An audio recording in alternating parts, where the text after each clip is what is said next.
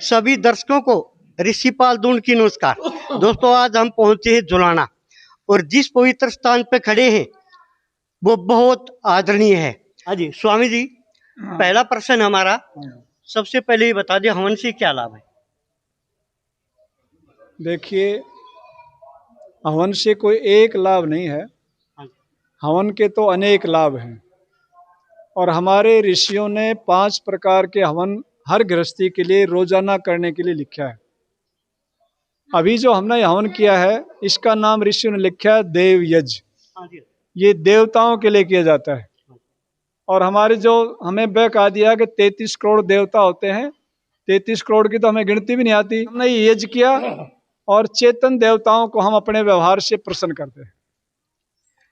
चेतन देवताओं में आपके सबसे पहला है मातृदेव भव, माता हमारी देवी है। पितृदेव भव, पिता हमारा देवता है। अतिथि देव भव, अतिथि जो है वो हमारा देवता है। आचार्य देव भव, जिससे हम शिक्षा पाते हैं वो हमारा देवता है।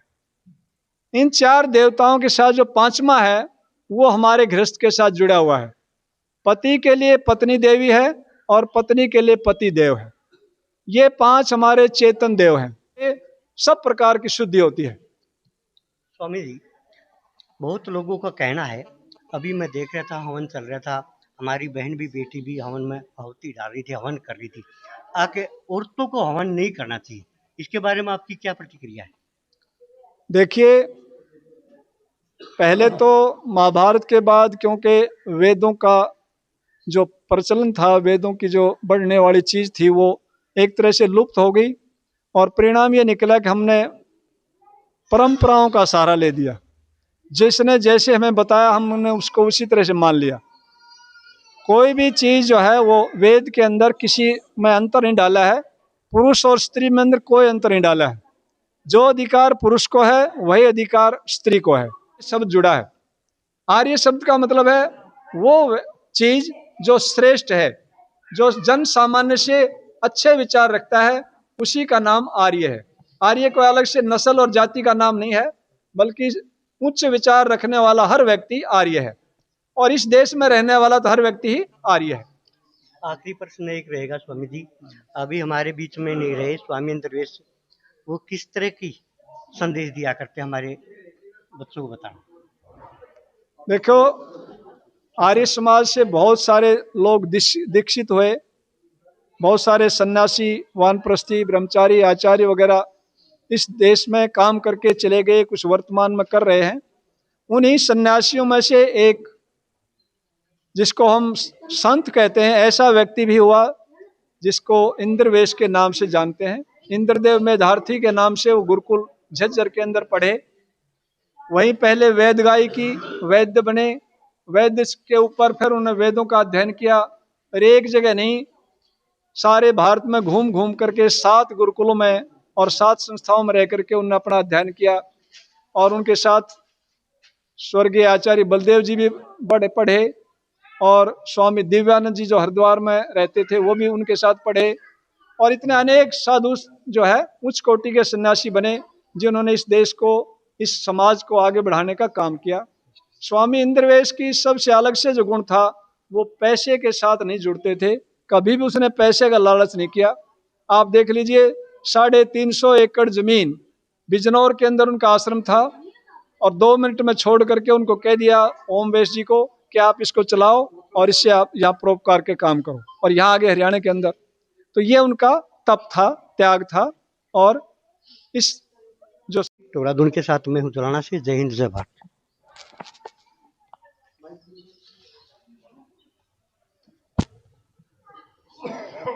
हमारे वाली टीम ये जितने के हमारे साथ एक बात यह नहीं, मैं तो पुराने नाम से आपको जानता। सामाजिक बुराई जितनी भी है, हमारे ड्रग्स है, जुल्फा, स्मैक, अफीम और एक बहुत बुरी बुराई और चली हुई है। 20-20 साल के बच्चे, 16-16 साल के जिसके लड़के हो चुके हैं, उसका बनना शुरू हो गया। तो इसको कौन रोकेगा? 2 दिन हमारे बात दिमाग में आई है हमारे स्वामी जी और सारी टीम जब बतलाते हैं तो परिवार को अपने बच्चों को संभालना पड़ेगा। आएंगे भाई अमित भी नारा से आए हैं, भाई का धन्यवाद। तो वो लड़की को हम देखने गए तो लड़की बहुत सुशील है और 2-3 मिनट हुई, हमने कहा वो लड़की कहाँ है, वो लड़की नहीं मिली। वो लड़की सबसे इंटेलिजेंट है, वो अपनी पढ़ाई कर रही थी। तो हम उस इंस्टीट्यूट के पास बैठे तो मुझे खड़ा की छोरी नहीं आता, कोई नहीं आंदा। तो नहीं आता तो इसका मतलब क्या होगा, वो गलत जाएंगी, गलत दिशा में भी जाएंगी, गलत आचरण भी करेंगी।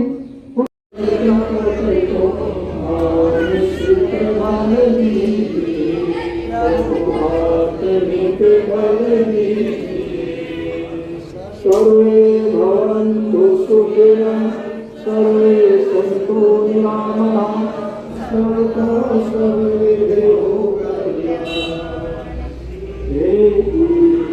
सर्वे सुखी हो कोई हो दुखाए सब भगवान धन धान के भंडारे सब भाई न हो दुखारे सब हो निरोगी भगवान धन धान के भंडारे।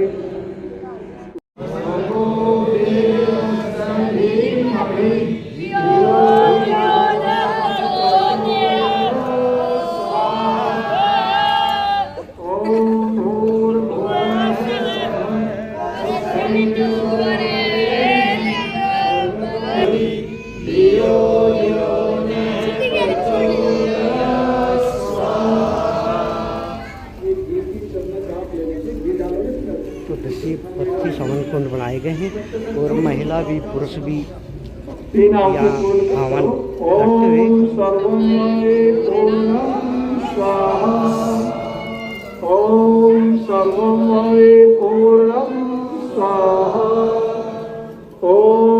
सर्वमय पूर्णम स्वाहा। आहुतियाँ पूरी होगी। अब आप इसको चम्मच को छोड़ के आराम से बैठ जाइए। ये यज्ञ क्या कहता है, इसको यज्ञ की आरती कहते हैं। आइए हम उसको बोलेंगे।